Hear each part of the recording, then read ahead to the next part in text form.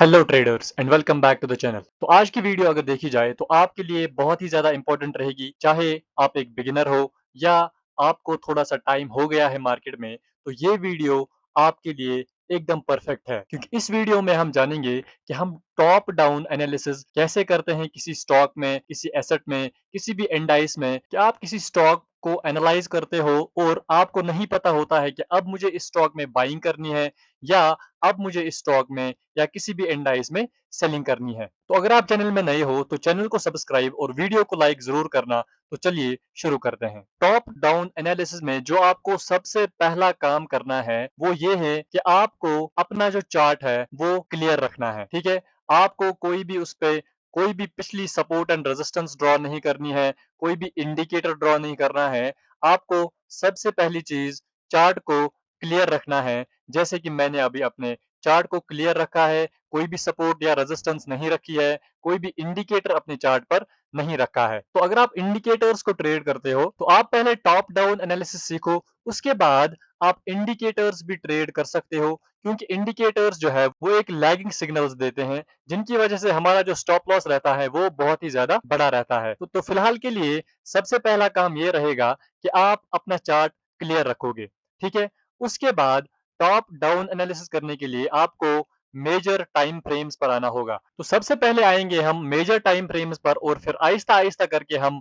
Minor time frames पर जाएंगे और उन पे भी अपनी एनालिसिस करेंगे। तो सबसे पहले हम जाएंगे 4 आवर के टाइम फ्रेम पर, क्योंकि हमें इसमें इंट्राडे के लिए सपोर्ट्स एंड रेजिस्टेंस ड्रॉ करने होंगे। तो हम 1 डे पे नहीं करेंगे, हम 4 आवर पे ही शुरू करेंगे। हम यहाँ पर पहले सपोर्ट मार्क करते हैं कि हमारे जो सपोर्ट है वो कहाँ कहाँ पर बन रहे हैं। उसके बाद हम अपना जो मार्केट है वो एनालाइज करेंगे। तो अगर आप यहाँ पर देखोगे कि यहाँ पर मार्केट ने एक सपोर्ट लिया है और उसके बाद कंटिन्यूअसली ऊपर की डायरेक्शन में गया है, तो ये हमारा पहला सपोर्ट रहेगा। उसके बाद अगर आप देखोगे कि यहाँ पर एक सपोर्ट की फॉर्मेशन हुई है, यहाँ पर एक सपोर्ट की फॉर्मेशन हुई है, प्राइस जैसे ही इस पे आया है और उसके बाद प्राइसेस लगातार ऊपर की डायरेक्शन में गए हैं। तो अगर अभी के लिए देखा जाए तो हमारे लिए ये लेवल भी एक इम्पोर्टेंट लेवल है जिससे प्राइसेस ऊपर गए हैं। तो फिलहाल के लिए हमारे पास ये 3 सपोर्ट है जो कि हमारे लिए वैलिड है। अब आधे लोग क्या करते हैं, आधे लोग क्या काम करते हैं कि वो यहाँ पर भी एक रेजिस्टेंस ड्रॉ करेंगे, यहाँ पर एक और रेजिस्टेंस ड्रॉ करेंगे और यहाँ पर एक और सपोर्ट ड्रॉ करेंगे, जिसकी वजह से क्या होता है कि चार्ट में जो है वो गंद मचती है और उसमें हमें कोई रियल डायरेक्शन नहीं दिखाई देती है। तो हमें ये गलती नहीं करनी है कि हम इस तरीके से अपनी सपोर्ट एंड रेजिस्टेंस ड्रॉ करेंगे। अब देखो, हमारा जो लेटेस्ट स्विंग है वो यहाँ से है।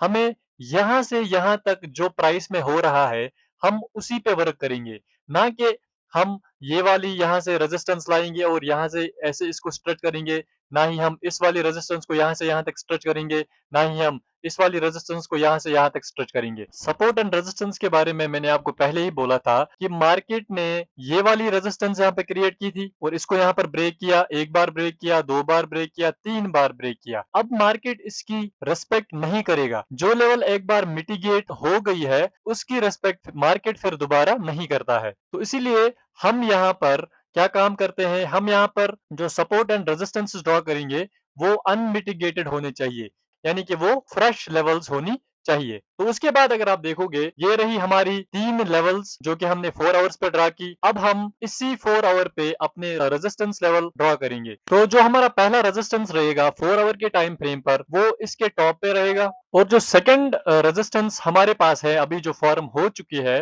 वो यहाँ पर ये है। तो फिलहाल के लिए इतना मार्केट बन चुका है।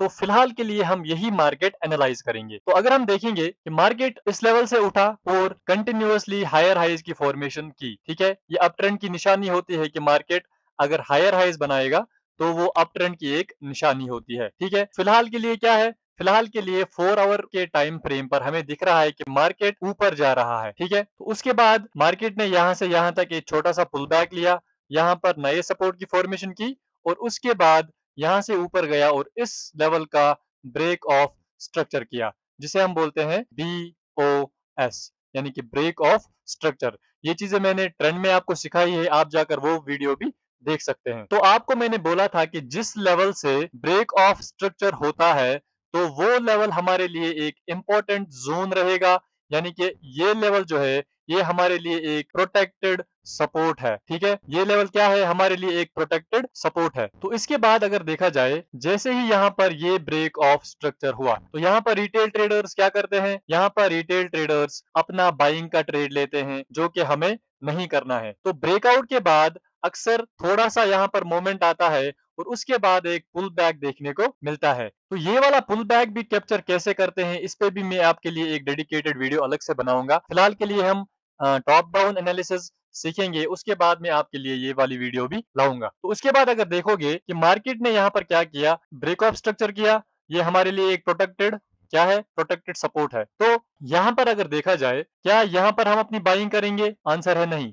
तो हमें अपनी बाइंग कहाँ पे करनी है, ये अब यहाँ पर आपको ध्यान देना। तो मार्केट को इतना एनालाइज करने के बाद, अपना सपोर्ट एंड रेजिस्टेंस ड्रॉ करने के बाद, ये चेक करने के बाद कि हमारा प्रोटेक्टेड सपोर्ट कौन है, यहाँ पर किसने कौन सा ब्रेक ऑफ स्ट्रक्चर किया है, इसके बाद हम देखते हैं अपना पॉइंट ऑफ इंटरेस्ट, यानी कि आपको कौन सी लेवल से बाइंग करनी है या कौन सी लेवल से सेलिंग करनी है। तो हमें पता है कि मार्केट एक अप ट्रेंड में है, ठीक है। तो हमें क्या करना है, हमें बाइंग करनी है। तो हम यहाँ पर अपना एक पॉइंट ऑफ इंटरेस्ट मार्क करेंगे 4 आवर के टाइम फ्रेम पर। तो अगर आप यहाँ पर देखोगे, यहाँ पर हमारा एक ऑर्डर ब्लॉक रहेगा। 4 आवर के टाइम फ्रेम पर यहाँ पर एक ऑर्डर ब्लॉक है। हमारा ये पहला पॉइंट ऑफ इंटरेस्ट है, जो कि अभी अनमिटिगेटेड है, यानी कि प्राइस इस वाली लेवल पर अभी नहीं आया था। तो ये एक फ्रेश ऑर्डर ब्लॉक है, ठीक है। तो ये हमारा एक पॉइंट ऑफ इंटरेस्ट रहेगा। तो उसके बाद अब हम शिफ्ट करेंगे लोअर टाइम फ्रेम पे, यानी कि 1 आवर के टाइम फ्रेम पर, और वहां पर हम देखेंगे कि प्राइस का बिहेवियर क्या था। तो यहाँ पर अगर आप देखोगे, जो हमारा पॉइंट ऑफ इंटरेस्ट था, जैसे ही मार्केट ने ये वाला पुल बैक दिया, ठीक है, ये वाला पुल बैक दिया, फिर यहाँ से एक छोटी सी बाइंग हमें देखने को मिली। लेकिन क्या हम इस पॉइंट से बाइंग करते, आंसर है नहीं, क्योंकि हमारा जो पॉइंट ऑफ इंटरेस्ट था वो इसके नीचे था। आप देख सकते हो कि वो इसके नीचे था। यहाँ पर आप देखोगे कि बायर्स कैसे ट्रैप हो गए हैं। ये आप यहाँ पर देखो, यहाँ पर एक छोटी सी बाइंग आई है, ठीक है, मतलब कि यहाँ पर बायर्स आए हैं, तो उनके स्टॉप लॉसेस कहाँ रहते, इसके नीचे। तो उसके बाद यहाँ पर मार्केट ने एक कंसोलिडेशन दिखाई और यहाँ पर एक सेलिंग देखने को मिली है, फिर ऊपर गया, नीचे आया, ऊपर गया, नीचे आया, यानी कि यहाँ पर एक ऊपर की ओर एक रेजिस्टेंस क्रिएट हो रही थी, जहां से मार्केट कंटिन्यूअसली एक रेजिस्टेंस ले रहा था। तो ठीक है, जो लोग यहाँ पर अपनी सेलिंग कर रहे थे, यहाँ पर अपनी सेलिंग कर रहे थे, यहाँ पर अपनी सेलिंग कर रहे थे, तो उनके स्टॉप लॉसेस कहाँ प्रेजेंट होते, इस स्विंग हाई के ऊपर, ठीक है, इसके ऊपर, इसके ऊपर। तो जैसे ही यहाँ पर इस वाले रेजिस्टेंस का ब्रेकआउट हुआ है, तो यहाँ पर रिटेल ट्रेडर्स क्या करते, अपनी बाइंग पोजीशंस एग्जीक्यूट कर लेते। तो जैसे ही यहाँ पर ये वाले बायर्स यहाँ पर घुसते, तो उनके स्टॉप लॉसेस कहाँ रहते, इस स्विंग लो के नीचे, या ज्यादा से ज्यादा इस स्विंग लो के नीचे। आप यहाँ पर देखोगे, यहाँ पर दोनों को, बायर्स को भी और सेलर्स को भी ट्रैप कैसे किया गया है। जैसे ही यहाँ पर ब्रेकआउट हुआ, यहाँ पर बायर्स आ गए, ठीक है, स्टॉप लॉसेस नीचे, और जिन लोगों ने यहाँ पर सेलिंग की थी उनके स्टॉप लॉसेस ऊपर थे, तो यहाँ पर आप देखो उनके स्टॉप लॉसेस हंट हो गए। तो अब उसके बाद किनके स्टॉप लॉसेस प्रेजेंट थे मार्केट में, बायर्स के स्टॉप लॉसेस प्रेजेंट थे। तो यहाँ पर आप देख सकते हो कि मार्केट यहाँ से नीचे आया, ऊपर गया, एक लोअर हाई की क्रिएशन की, यानी कि यहाँ पर ये जो ट्रेड है, ये मैंने अपने टेलीग्राम ग्रुप में शेयर किया हुआ है। तो इसमें जो टारगेट है वो भी हिट हो गया था।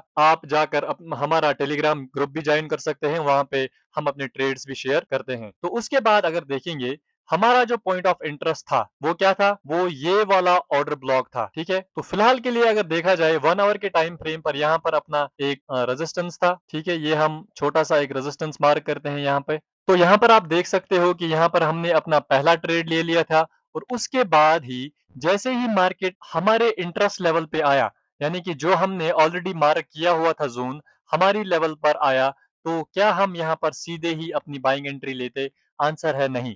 तो यहाँ पर हम क्या काम करते हैं, यहाँ पर हम 1 आवर के काउंटर टाइम फ्रेम पर आएंगे, यानी कि यहाँ पर हम या तो 15 मिनट्स पे आएंगे और या तो 5 मिनट्स टाइम फ्रेम पर आएंगे। फिलहाल हम देखेंगे कि 15 मिनट्स टाइम फ्रेम पर यहाँ पर क्या हो रहा था। तो अगर आप यहाँ पर देखोगे, तो यहाँ पर देखो, जैसे ही प्राइस हमारी लेवल पे आया, ठीक है, तो यहाँ पर एक छोटी सी बाइंग दिखाई, लेकिन फेल हो गया होल्ड करने में और नीचे आ गया, ठीक है, यहाँ पर नीचे आ गया। पहले मैं आपको एक चीज सिखा दूं कि जब भी प्राइस हमारे इंटरेस्ट जोन पे आता है, यानी कि जहां पर हम प्लान करते हैं कि हमें यहाँ पर बाइंग करनी है, उसके बाद हम यहाँ पर देखते हैं एक मार्केट स्ट्रक्चर शिफ्ट। अब उसका क्या मतलब है, मान लो प्रीवियस ट्रेंड क्या था, प्रीवियस ट्रेंड जो था वो प्राइस क्या था, प्राइस कंटिन्यूअसली ऊपर जा रहा था, ऊपर जा रहा था, ऊपर जा रहा था। अब प्राइस ने क्या किया यहाँ पे, प्राइस ने यहाँ पर एक पुल बैक दिया, ठीक है, यहाँ पर एक पुल बैक दिया मार्केट ने, ठीक है। अब यहाँ पर हमारा एक पॉइंट ऑफ इंटरेस्ट था कि मार्केट जब इस लेवल पर आएगा हम यहाँ पर बाइंग करते। क्या हम यहाँ पर सीधे बाइंग करते? आंसर है नहीं। यहाँ पर अब मार्केट स्ट्रक्चर शिफ्ट देखो हम कैसे देखते हैं। ये हमारे लिए क्या था, एक रेजिस्टेंस थी। अब मार्केट का स्ट्रक्चर शिफ्ट होता कैसे है, मार्केट यहाँ से ऊपर जाएगा, ठीक है, इस वाली लेवल को तोड़ेगा, ठीक है, यानी कि मार्केट का जो प्रीवियस स्ट्रक्चर था वो कंटिन्यूअसली लोअर हाईज दे रहा था। अब जब मार्केट का स्ट्रक्चर बदलेगा तो मार्केट ऐसा कुछ करना चाहिए, यानी कि ये वाला हाई ब्रेक करना चाहिए, उसके बाद नीचे आके एक हायर लो की क्रिएशन करनी चाहिए। तो हायर लो पे ही हम यहाँ पर अपनी एंट्री बना सकते थे। तो अगर हम 5 मिनट के टाइम फ्रेम पर यहाँ पर जाए तो यहाँ पर आप गौर से देखना कि यहाँ पर क्या हुआ था। ये देखो यहाँ पर जो है प्राइस हमारी लेवल पर आया। पहली बात ये है कि हम जब भी अपना लेवल मार्क करते हैं प्राइस मिनिमम उसके 50% एरिया में आना चाहिए, ठीक है। हम यहीं पर अपनी एंट्री नहीं बना सकते थे क्योंकि प्राइस हमारे 50% एरिया में जरूरी आना चाहिए, तब ही हमारा ट्रेड यहाँ पर एग्जीक्यूट होता। ये देखो मार्केट ने सीधे ही क्या किया, हमारी लेवल पर आया और यहाँ पर लोअर हाइज की क्रिएशन की नहीं की, क्योंकि इसने यहाँ पर ये ब्रेक किया और फिर ऊपर गया है, तो यहाँ पर हमारी कोई भी एंट्री वैलिड नहीं थी। तो उसके बाद मार्केट ने क्या किया, मार्केट नीचे आया, नीचे आया, नीचे आया और यहाँ पर ऊपर गया। अब यहाँ पर आप ध्यान देना,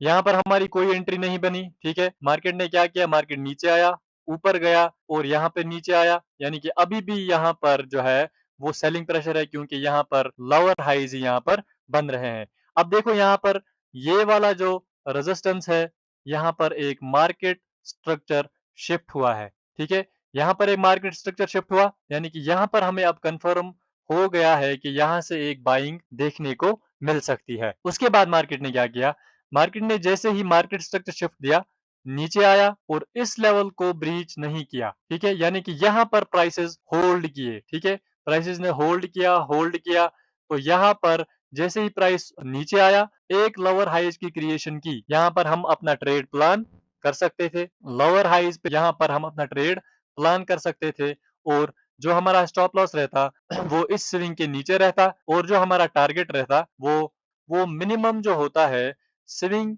हाइज को हम टारगेट करते हैं, क्योंकि अप ट्रेंड चल रहा है और हम स्विंग हाइज को टारगेट करते हैं। तो आप यहाँ पर देख सकते हो कि ये अभी लाइव मार्केट चल रहा है। मैं आपको लाइव मार्केट में ये चीजें सिखा रहा हूँ कि क्या ये चीजें वाकई वर्क करती है। यहाँ पर आप देख सकते हो कि यहाँ पर हमारा टारगेट जो है वो इजीली यहाँ पर हिट हो चुका है। तो इसी तरीके से हम टॉप डाउन एनालिसिस करते हैं किसी भी एसेट में, किसी भी इंडाइस में, किसी भी फॉरेक्स पेयर में। आपको अगर ट्रेड करना है तो आप टॉप टू डाउन एनालिसिस ऐसे कर सकते हो। उसके बाद अगर आप कोई इंडिकेटर भी ट्रेड करते हो कि कोई बात नहीं, सबसे पहली प्रायोरिटी लेकिन आप प्राइस को दे दो, उसके बाद आप इंडिकेटर्स को भी ट्रेड कर सकते हो। लेकिन सबसे पहली प्रायोरिटी किसको किसको मिलनी चाहिए, प्राइस को। उसके बाद आप इंडिकेटर्स को कंबाइन कर सकते हो सिग्नल्स के लिए। तो ये था कि हम टॉप डाउन एनालिसिस कैसे करते हैं। तो अगर आपको ये वीडियो अच्छी लगी, इंफॉर्मेटिव लगी, तो वीडियो को लाइक और चैनल को सब्सक्राइब जरूर करना। तो आप मुझे टेलीग्राम में भी मैसेज कर सकते हो, अगर आपका कोई डाउट रहेगा, कोई क्वेश्चन रहेगा, आप हमें वहां पे मैसेज कर सकते हो। आपके जो क्वेश्चंस के आंसर हम दे देंगे। तो आपके क्वेश्चन जो भी होंगे उनके आंसर्स आपको मिल जाएंगे। तो आप मुझे जरूर बोलना कि आपको कि अगली वीडियो हम कौन से टॉपिक पर बनाएं। तो थैंक यू, मिलते हैं अगली वीडियो में।